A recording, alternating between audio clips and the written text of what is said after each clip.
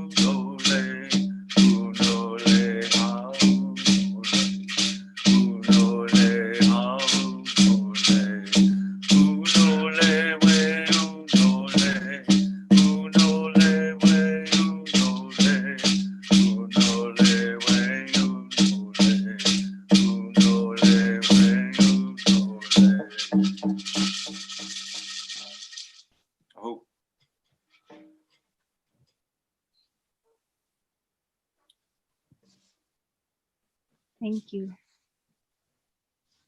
Hello, everyone, and welcome. My name is Elliott, and I'm the primary organizer for this Harvest the Power, Justice, Convergence, and Teach-In. Thank you so much for being here tonight. I come to you from the homelands of the Tonkawa, Comanche, Apache, Humanos, and Kula-Tekin people. I ask you now to speak into the room the names of the nations whose territories and homelands you are on. Massachusetts.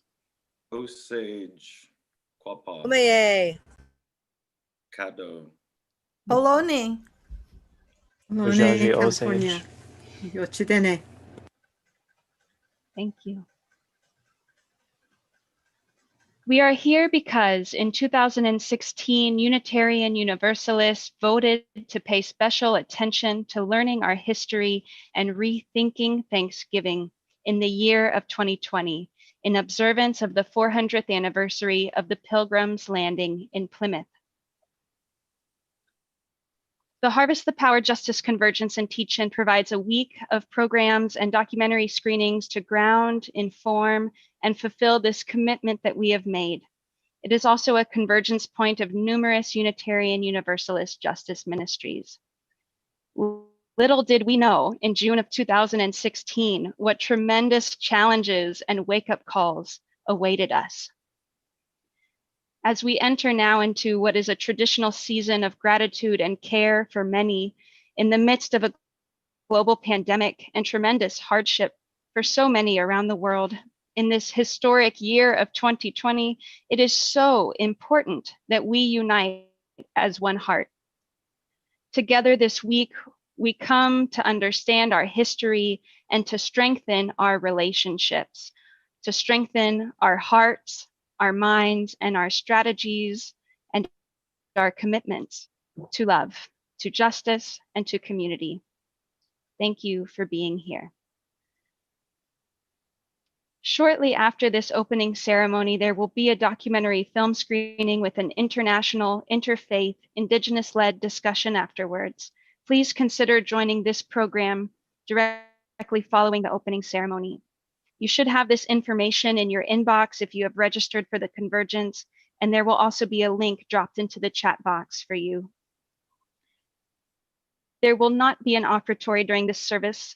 However, I would like to invite and encourage you to make a donation tonight to one or both of these organizations, the Diverse Revolutionary UU Multicultural Ministries, many of whose Native Caucus members will be speaking and sharing their gifts with us tonight, and the United American Indians of New England, who are currently preparing for the 50th anniversary and 51st Day of Mourning observance in Plymouth, Massachusetts right now.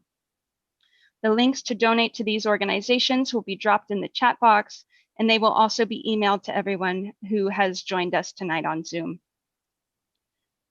In the spirit of addressing 400 years of white supremacist colonialism in ourselves and in our institutions, I invited the Drum Native Caucus to lead our opening ceremony today, and they graciously accepted this invitation. I am honored to introduce to you tonight the Reverend Dr. Clyde Grubbs, Reverend Dr. Maria Christina Vlasidis Burgoa, Reverend Gary McAlpin, Sanji Hawk, Kia Bordner, and Ian McAlpin. Thank you.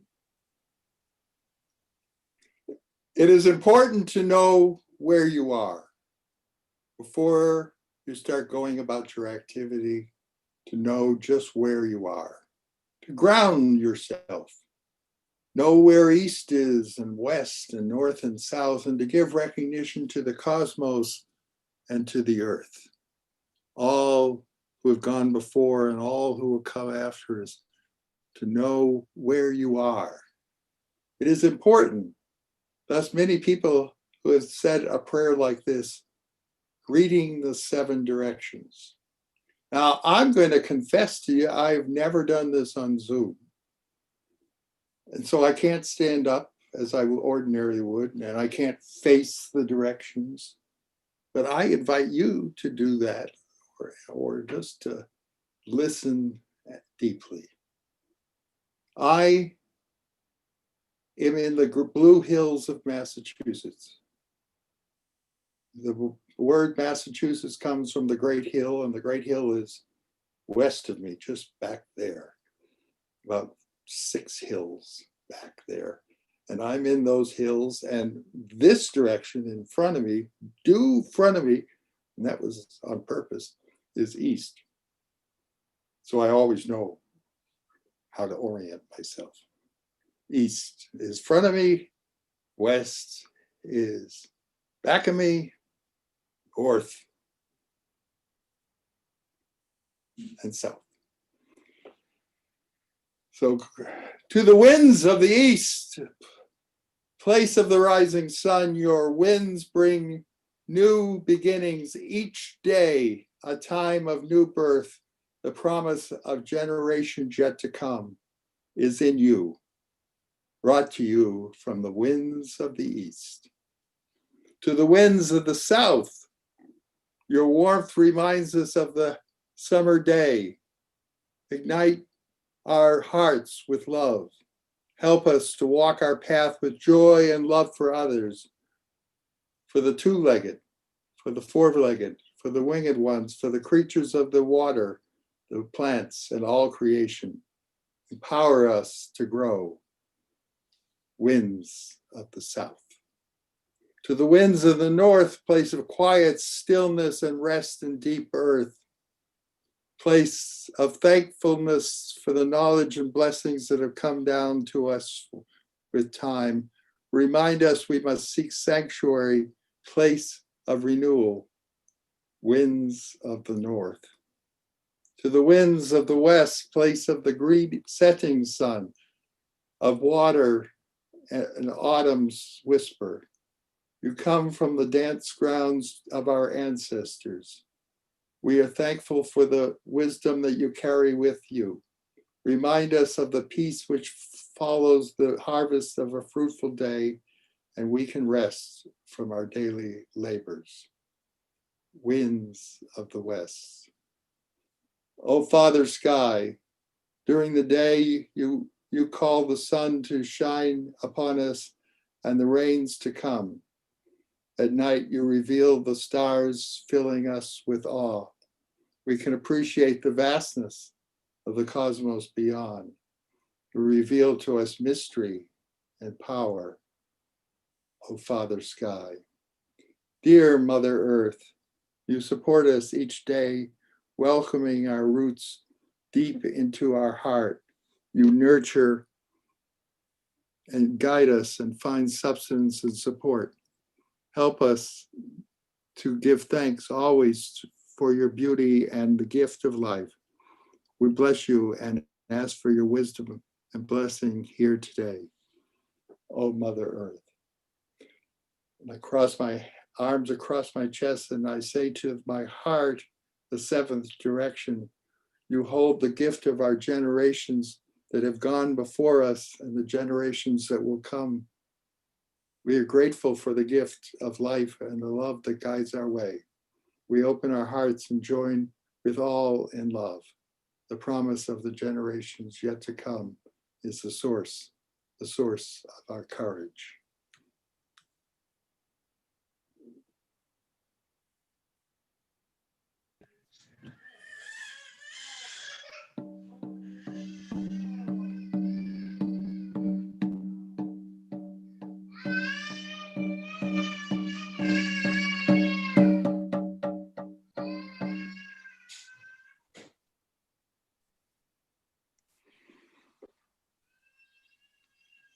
I am the great-granddaughter of Dominga, the granddaughter of Rosario, the daughter of Lily, the mother of Eric. My name is Maria Cristina Blasidis Burgoa. I'm from the Mapuche people of Chile, and I am grateful for being on Ohlone land. Ancestors.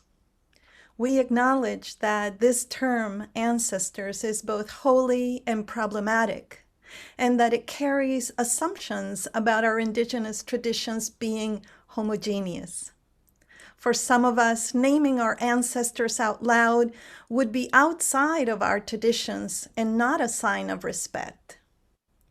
For some of us, the mere mention of ancestors brings up painful feelings. Many of us, indigenous people of color, don't even know the names of our ancestors due to adoption, displacement, forceful removal, and erasure of our relatives and communities. For some of us, naming the ancestors is an integral part of our spiritual practices. And this we know, that ancestors, like families, are both inherited and chosen. That not naming out loud our ancestors does not mean that we do not honor them or that their loving and powerful energy is not present among us. We believe that ancestors includes people, plants, trees, water sources, animal relatives, books, the sun, the moon, the stars, and so much more. We believe that however we acknowledge all the sources of love, strength, and hope that have brought us to this place, to this very moment, to this very breath, that way is holy and beautiful. As spirits moves within us and names come to mind and heart, let us name them as we see fit in waves. And we'll do this 4 times to honor the 4 directions. And we will say at a certain point in time, presente, which means they are here with us. And as we say presente, I will pour libations after each time we say presente. And so I invite you to mute yourselves and enjoy the chaos and cacophony of names. That's okay. We'll overlap, and that's okay.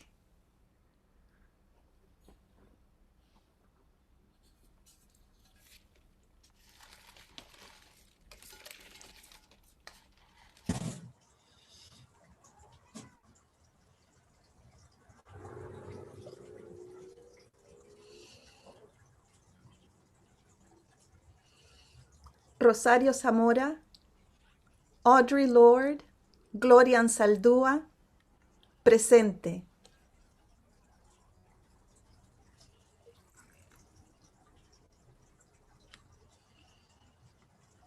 Elandria Williams, Lynn Walter, Presente. Carolina,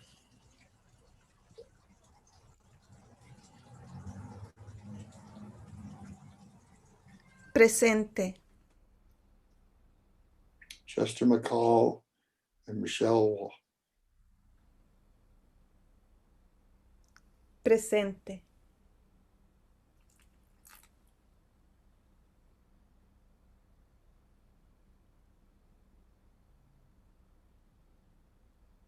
For all the names we do not know, for all the love we hold in our hearts and spirits, we say together one last time, presente.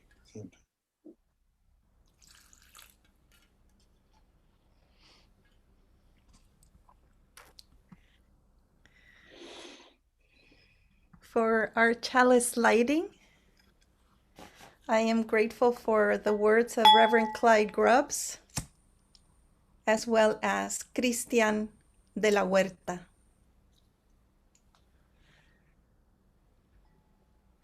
Source of life, we have been given time to measure our days. What are we to make of these times in which we live and love and have our being? We know that we cannot continue to live in the old way. We must make a change, seek a new way, a way leading toward peace with justice and a healthy planet.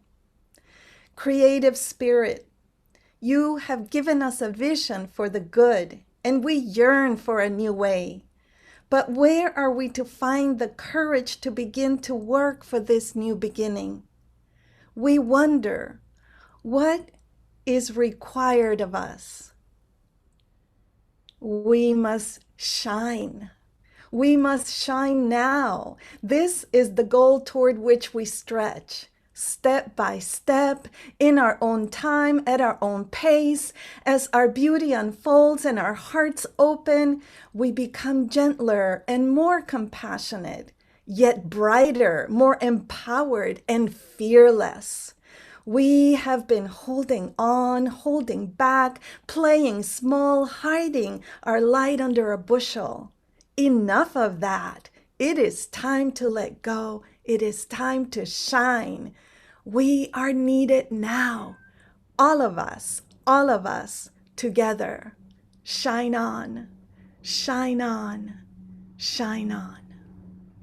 Ashe, amen, and blessed be.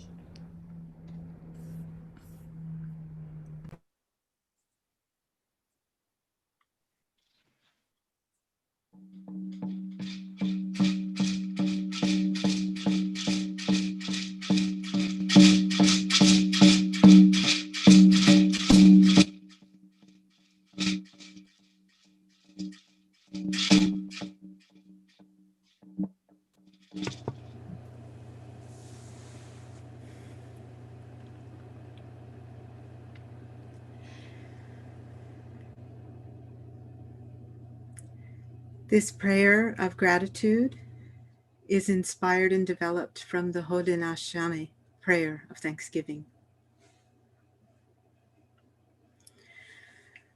Let us bring our minds and hearts together as one. Today we gather to live in balance and harmony with each other and all living things, understanding that the cycle of life continues as we give thanks to each other and all the people, our Earth Mother, upon who supports our feet as we walk with joy upon her. From the beginning of time, she continues to care for us. Thank you, precious Mother. Waterfalls, rains, mists, streams, rivers, and oceans, all the waters of the world, thank you for quenching our thirst and providing us with strength. And thank you to the Fish Clan, who purify and cleanse these waters and offer their bodies to feed us. As far as the eye can see, vast fields of plant life and its many, many clans sustain and nourish us with their bodies and their breath, which becomes our breath of life. Let us give thanks to the forests, to the trees, to the plains, and their children, seeds, bellies, grains, fruits that keep our lives filled and nurtured. They sustain us all. And for the standing giants on the coast of the Pacific, where I hold my residence, please, may they always stand tall. And with them come the medicine herbs, waiting and ready to heal us. Thank you. And may those who carry the knowledge of using them never fade. May all the clans of animal life who reside with us continue to teach us what it means to have a home. We are so glad that you are here, especially the bird clan, who sings the songs of Creator, who sends prayers and watches over us, inspires us, and carries wisdom on the four winds. The four winds, thank you for refreshing and purifying the air, for bringing the seasons, for giving us the four directions. And from the four directions come our grandparents, the beings of storms, who cleanse the sky and nourish our parched lands, and remind us in thundering voices and lightning eyes to be grateful and be thankful for these gifts of life, for our sibling sun who tirelessly travels the sky, whose warmth and radiance gives us life. To our grandparent, the greatest and eldest of us all, the moon, the maker of time and tides and fertility, and bringing us gifts of children, we are grateful for your presence, moon, in our sky. Our night sky, let us thank the stars who illuminate our paths and guide us through time, as their light is already in the future. They hold our beginnings in their bodies and remain our guides throughout the life of this world. They guide our teachers who come to us and remind us to be people, all people, with people, in the Great Spirit, Creator, Taiwa, Ashanagle, Pele, Keakua, the Spirit of many names, Kaknu, on all worlds. Let no being be left behind, no being forgotten or misplaced, no being, no ancestor unloved. For this we send our greatest love and gratitude.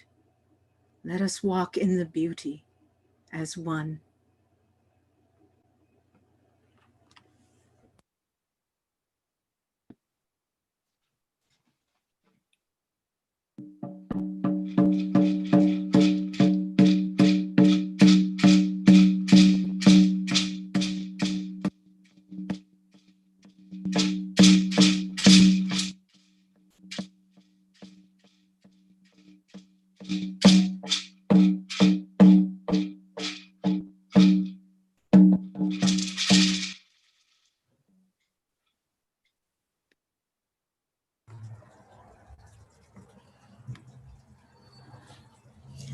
In this sacred time and space, we share stories from many traditions, from many people.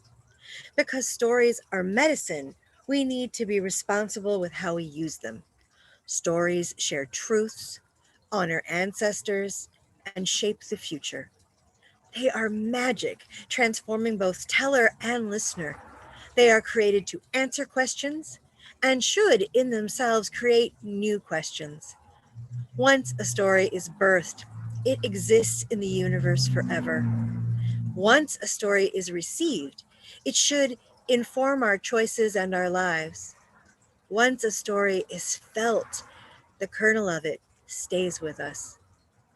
Muscovy Creek Nation member Joy Harjo, the first Native American United States Poet Laureate, writes, "It is memory that provides the heart with impetus, fuels the brain, and propels the corn plant from seed to fruit."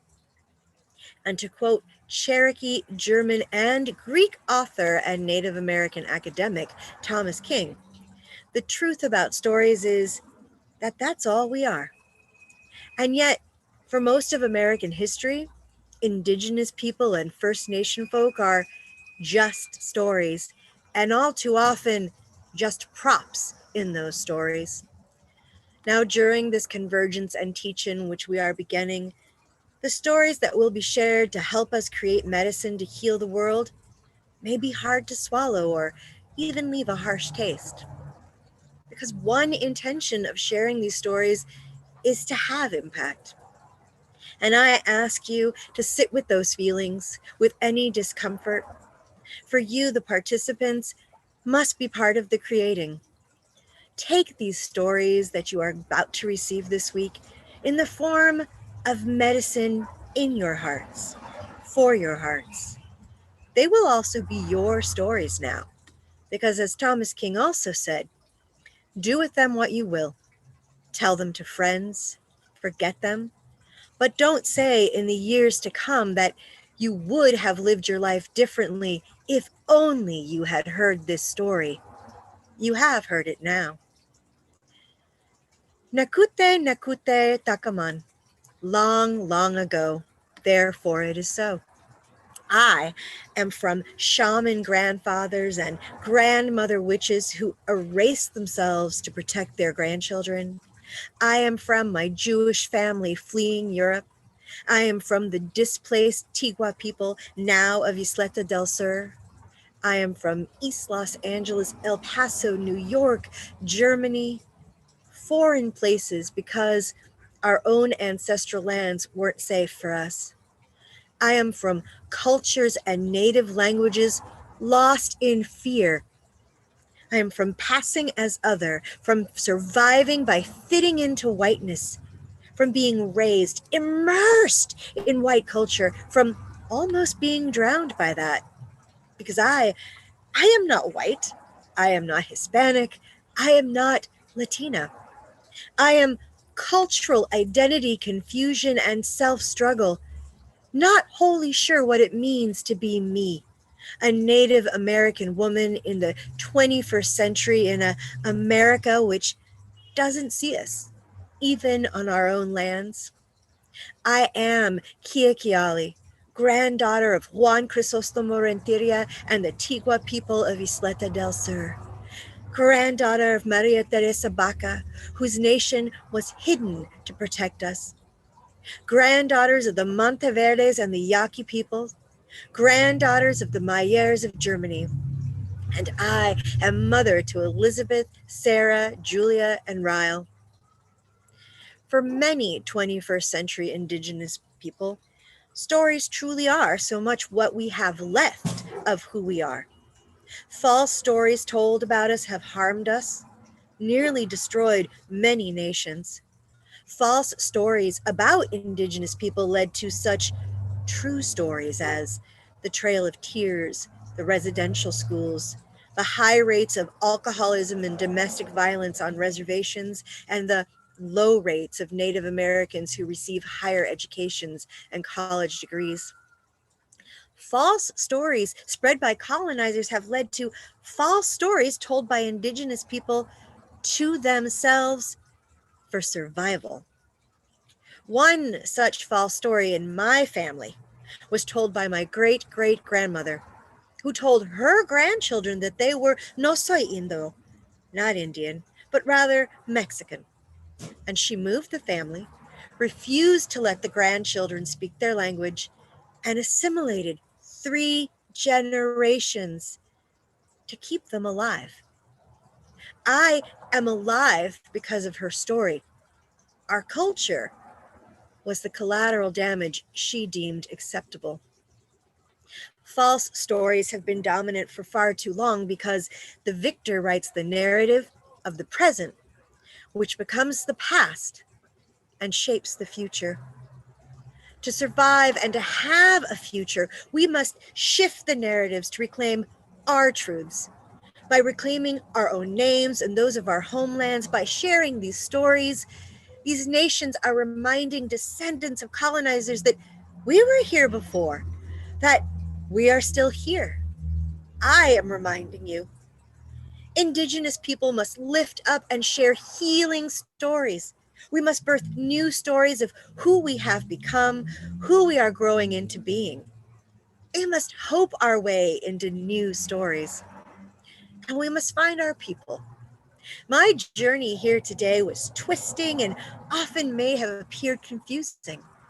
I am also Kiakiali from pagan groups, which felt like people who understood my beliefs, which led me to be from Unitarian Universalist who shared my values, which led me to be from diverse revolutionary Unitarian Universalist multicultural ministries, from where I met the Native Caucus, from where I have found my people. Many Indigenous people today are still trying to staunch our generational wounds. Most of us are working to transform the genocidal loss, the indelible pain, the righteous anger into stories which can heal us, can heal the land, can heal this world. I myself have shifted a lot of my anger. My goal is, to quote Nadia Bowles-Weber, the sarcastic Lutheran, to only preach from my scars and not my wounds. In order to do that, I must tell the stories of my wounds and of my healing. I must share the stories of my grandparents, of my cousins, of my people. It is my hope that through gifting these stories, we are co-creating the medicine we all need to help heal ourselves and the world. In sharing these stories, I am sharing a piece of my history, my present, and my future. For that to be our future, a healed and healthy one, filled with true stories which transform the world, we must be co-creators and nurturers of these tales. You too must be part of the telling. Take these stories that you get from the Convergence and teach-in. Take them in the form of medicine in your hearts and for your hearts. They are ours. And as my grandfather's people, the Tigwa, would say at the end of a story, Kakweksi, now you have a tale.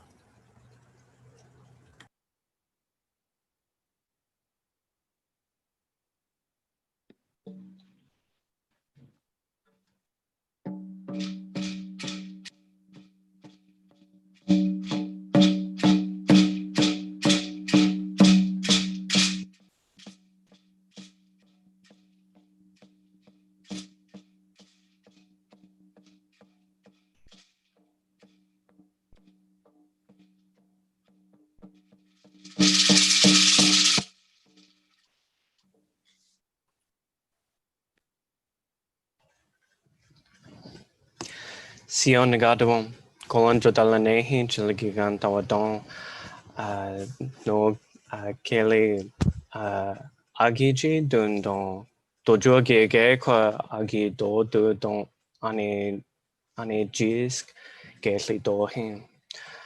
Ani Sahon Gately Dohim, slowly on Dath and Negatio Gately Dohin on Agil, Agayelge, our Dehna, our Nedon.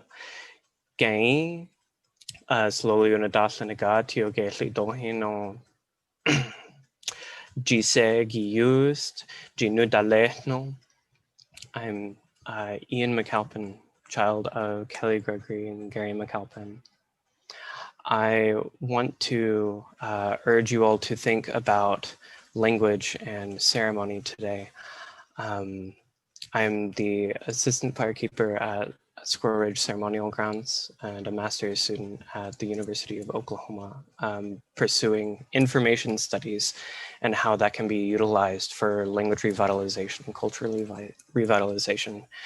I am humbly speaking from a person in between adulthood and childhood. Aween Aseg, I am queer, I am Nudale, and the principles and guidances of the UU have been a supplementive source for my growing as a non-binary person. And I just want everyone to think, when they engage these principles, when they engage the foundations of what makes you, to look and acknowledge the colonial and imperial histories that the UU has been complacent or even engaged upon, but to look beyond in the sense of indigeneity, that there can be unity there. So I just want to go over the 7 principles with you all, as I'm sure you all have heard before, but within each principle, there are numerous crossovers for me as a Gadua person that I've been able to apply to my life, and these Gadugi virtues that have been ingrained in me through a ceremonial lifestyle. These principles at the UU have been told, we have the inherent worth and dignity of every person, justice, equity, and compassion in human relations, acceptance of one another, and encouragement to spiritual growth in our congregation. These things that connect one another in spiritual ways through these words. They're powerful words, but through my ceremonial lifestyle and through Gadugi, through Cherokee community, I was able to see these things in action. I was able to see people uplifting one another. The free and responsible search for truth and meaning, to not force someone onto a road. You follow that path laid before you, but it's an example. So search to find those examples that you can create for those around you. The right of conscience and the use of democratic process within our congregations and our society at large. This is so important, as every voice needs to be heard. As marginalized voices, as POC people, we are now being able to engage more and more, and our voices have been able to be heard more and more. It's still important to listen to younger folks. And we've seen the rise of Indigenous and non-Indigenous climate activists from all ages rise to the global stage and engage the ongoing conversation of the world that they are inheriting. The goal of community with peace, liberty, and justice for all. Respect for the independent web of existence for which we are all part. These elements and these words may ring hollow if they aren't carried through with action. Without decolonizing congregations, without decolonizing your mind, it is impossible to truly reach a sense of indigenized perspective. I highly encourage everyone, wherever you are, to reach out to the Indigenous people whose homelands reside therein, to let that voice be heard, and in a way that it is spoken in their language, in their perspective. The use of English as an ethnocentric, codified lingua franca, as it were, is a time that needs to go. And if there is truly progress, then the diversification of language is part of that. And I want to end my little informal discussion on the topic with saying that I grew up hearing a lot, and it has impacted the way that I think, but more importantly, who I am. Be careful what you think, because it can affect what you say. Be careful what you say, because it can affect what you do. Be careful what you do, because it can affect what you say. Be careful what you say because it can affect what you think. Be careful what you think because it'll affect who you are. Wadon and Gaele Jason again.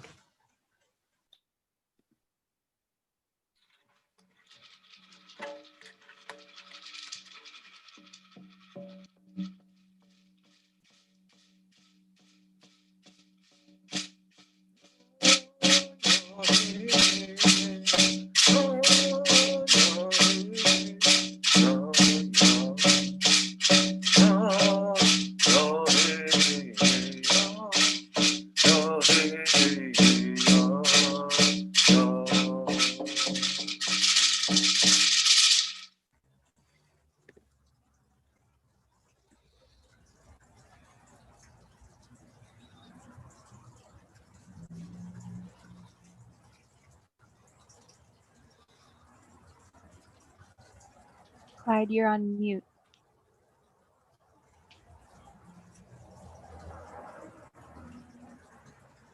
I was on mute. They didn't. I just thought that I could talk, and no, I couldn't. I had to wait. The Unitarian Universalists have committed themselves to dismantling white supremacy, beginning with an examination of their own practices and their own stories they tell themselves. Harvest the Power hopes to make a contribution to that examination, to the work of dismantling white supremacy. 2 centuries ago, religious communities who call themselves Unitarians and Universalists began to take shape in the United States.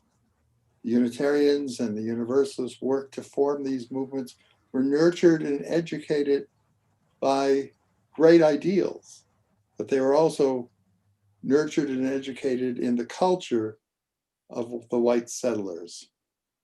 And because of the culture of the white settlers, there's certain things that happened, and we need to talk about them. And we've been talking about them all through this program, but let's talk about them again. White settlers, whether in Australia, New Zealand, South America, South Africa, all North America, they all have characteristics that set them apart. They are Europeans who travel away from Europe with the intention of forming a new community, a new home, a new livelihood in a place different from Europe. They may call it New England or New Caledonia or whatever, but it is far away from Europe. They recreate Europe, at least in their imagination, but this is a new place, a new place. And there are always people already on that land. Always people on that land. So the white settler engages in the conquest of those people. Wherever white settlers are, they engage in the conquest of those people. White settlers engage in occupying the land with force and attempting to coerce the labor from the natives. And failing that, the settlers engage in the genocide of those original people. As part of the same colonialism, Africa was conquered and her people were enslaved and brought to this continent as slaves. The settlers had a vision of what they were doing, a vision that idealized their project. They didn't say, we're colonizing this land with the hopes of becoming wealthy. They didn't say that. They didn't say, we're settling here with the hopes of upward mobility in the class status system. We'll be lords in this land. No, they didn't say that. Rather, they spoke of bringing Christ to the savages. Their mission, they say, was one of benevolence. Or later, in the years after the American War for Independence, they started using Enlightenment talk of civilization, progress. They're going to bring progress to the people, to the whole continent.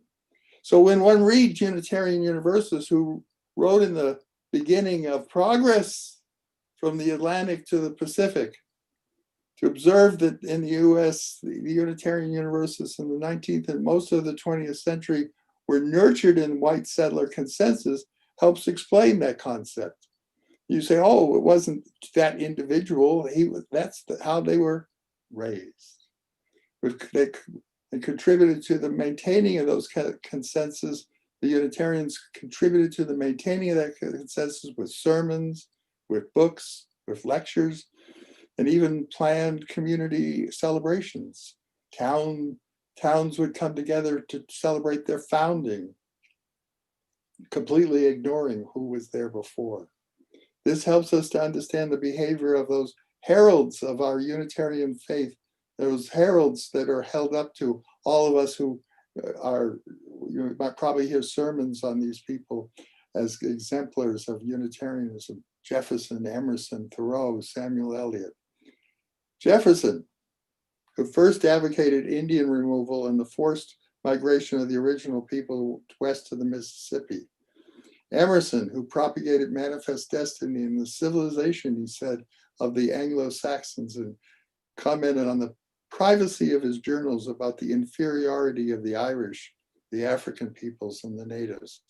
Thoreau, who declared that there were no more Indians remaining in New England, no more, he said, because the survivors of the conquered people now wore shoes and cooked their food on cast iron stove and wore store-bought clothes. They weren't Indians anymore. He, on the other hand, he said, he, on the other hand, was truly savage. He called himself a savage because he took periodic camping trips and ate the fruits of the forest.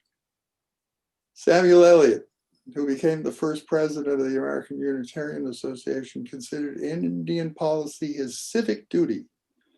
He sat on the Congressional Commission that oversaw reservations and boarding schools. The only concern he exhibited toward these concentration camps was better health services and more blankets, chalkboards for the kidnapped people in the schools. There was never the idea that taking land and locking up the original occupants was vicious and inhumane. We know from Mark Morrison Reed that Samuel Elliott was an articulate white supremacist who kept the good people of African descent out of the Unitarian ministry, arguing that they would lower Unitarian standards. At present, in many ways, we continue perpetuating this white settler consensus because we've learned it, we tell the story, we'll tell the story again and again, assuming the right of settlers to set up churches, first in New England and then further and further west from Atlantic to Pacific. Assuming the righteousness of white settler conquest of this land is still very much an assumption informing how UUs talk of their history. It could be the simple act of bragging about Unitarian first parishes are on the town green. Or it could be romanticizing Universalist circuit riders on the frontier. It could be romantic stories of founding new congregations in newly established cities from sea to shining sea, or people who set aside land for national forests. Missing from these stories is the conquest and removal of the original people. It's always there in every one of those stories. Missing is the confession of the damage that has been done and the violence that has been habituated.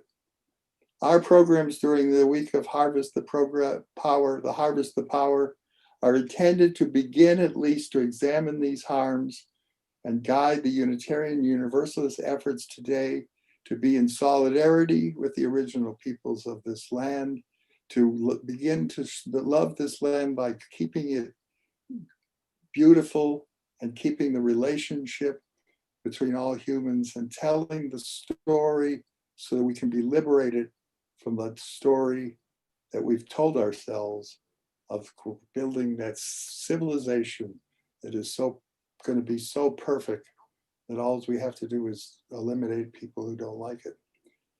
Susan Frederick Gray, our president of our Unitarian Universalist Association, will be addressing this work more tomorrow in the Thanksgiving Reframed worship service at 9 a.m. Pacific and noon Eastern.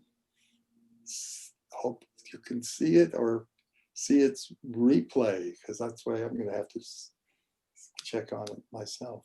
Thank you.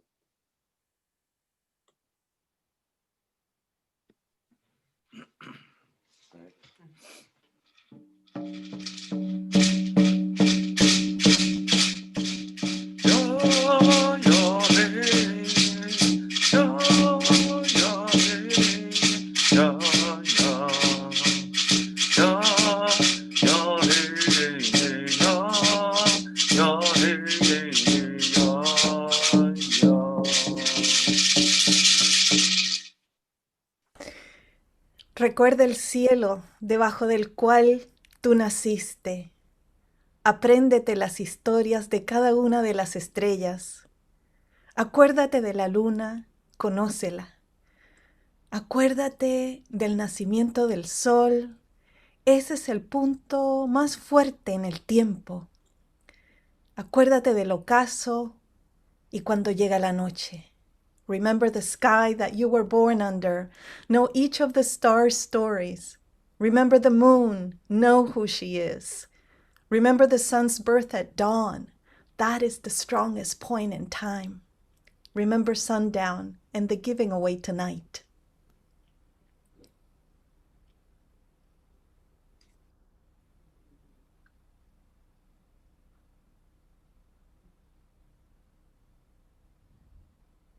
Remember your birth and how your mother struggled to give you form and breath. You are the evidence of her life and her mother's and hers. Remember your father. He is your life also. Remember the earth whose skin you are. Red earth, black earth, yellow earth, white earth, brown earth. We are earth.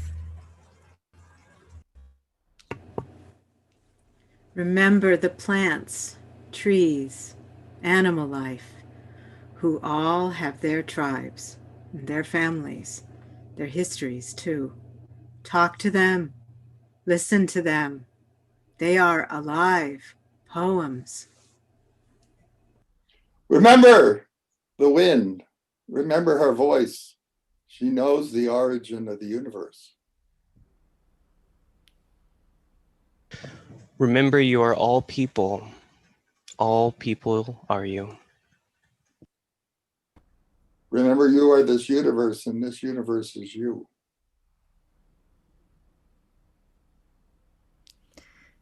Remember all is in motion, is growing, is you. Remember language comes from this. Acuérdate que todo está en movimiento, todo está creciendo y tú eres parte del todo. Acuérdate que nuestro lenguaje viene de ahí.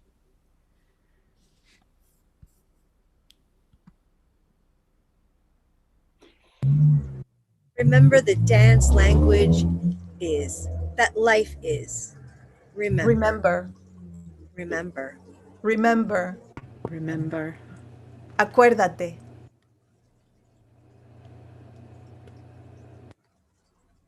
So be it. Aho. Gracias. Aloha. Wato, migub mato. Yeah. Be safe. Masks up. Mm-hmm.